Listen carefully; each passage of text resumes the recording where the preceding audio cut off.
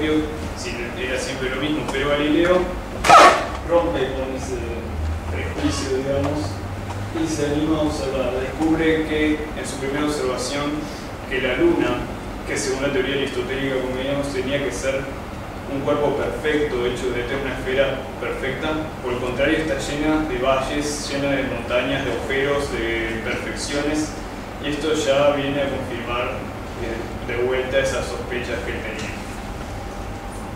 Incluso llega a calcular la altura de algunas de las montañas en estos trigonométricos y todo. Galileo también observa la Vía Láctea con su telescopio y finalmente termina con la discusión sobre qué era esa Vía Láctea, ese pedazo blanco ahí en el cielo. Vía Láctea porque la mitología griega decía que Hércules, al tomar el despecho de ella, cuando Hera lo quitó, arrojó su leche al cielo y ahí quedó la Vía Láctea, por eso el nombre. Pero no se sabía en realidad qué era, había hipótesis, había discusiones, y Galileo observó y vio que estaba, en realidad esa franja blanca no era más que una zona muy densa de muchas estrellas que el ojo solo no podía identificar. Galileo sigue haciendo observaciones y apunta su telescopio a Júpiter. Ahí es cuando realiza una de las observaciones más importantes para lo que va a ser después la trascendencia de sus ideas, porque descubre que hay 4 lucecitas alrededor del planeta que después de reiteradas, o sea, repite las observaciones varias veces y ve que se mueven, y al final termina concluyendo que Júpiter tiene 4 lunas, satélites. ¿Y cómo es que puede ser eso cuando el centro del mundo es la Tierra y todos los objetos giran alrededor de la Tierra? Eso era un argumento en contra de lo que es el geocentrismo, que sostenía que todo el único centro era la Tierra. Además que apoyaba la idea de que en caso de que el Sol fuera el centro, la Luna tendría que ser arrastrada por la Tierra a su órbita. Y los partidarios del modelo tolemaico decían que eso no era posible, cómo iba a arrastrar a otro cuerpo, y ahí estaba la prueba de que sí, en efecto, se podía. Sigue con sus observaciones Galileo y llega a publicar el libro Siderius Nuncius, el mensajero celeste, donde publica todo esto que estamos diciendo y las conclusiones pertinentes. Tiene diagramas, como vemos, muy claros, y es un libro que es revolucionario. Nadie antes se le había ocurrido mirar a ver qué había. Galileo también sigue con las observaciones una vez más y observa a Saturno esta vez y ve que tiene unos cuerpos raros que se van moviendo alrededor, que cambian, pero él no llega a entender que son anillos porque su telescopio era demasiado débil para distinguirlos.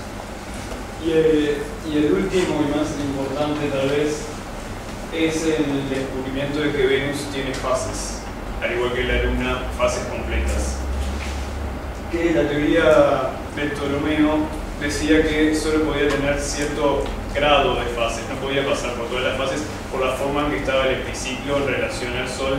El ángulo no daba para que diera todas las fases. Sin embargo, Galileo observa que Venus sí tiene todas las fases y lo comunica en una carta encriptada a Medici que dice: la madre del amor imita las configuraciones de Cintia. Cintia es la luna, la madre del amor Venus.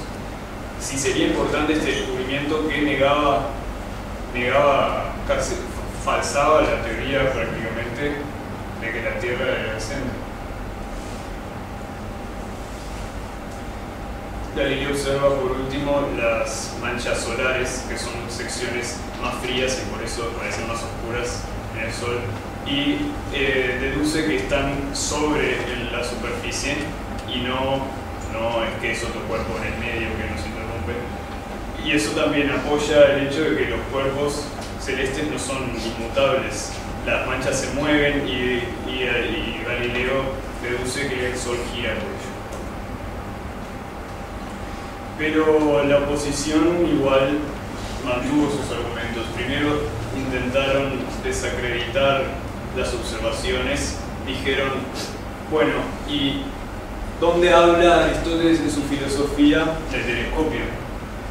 En ningún lado, evidentemente. Entonces el telescopio no sirve para la naturaleza. Ese era uno de los argumentos en contra de las observaciones del telescopio. También llegaron a decir que Galileo ponía dibujos en el extremo del telescopio a mano, que eran ilusiones de los cristales. Pero finalmente estos argumentos no podían contra lo que eran las observaciones. De cualquier forma, Galileo es convocado a Roma, se le prohíbe o se le advierte que no debe enseñar la mala ciencia, que el centro es la Tierra, que el centro es el Sol, perdón. Y Galileo vuelve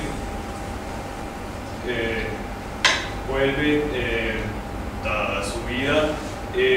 Un amigo de él, que era cardenal, se convierte en papa, Urbano VIII.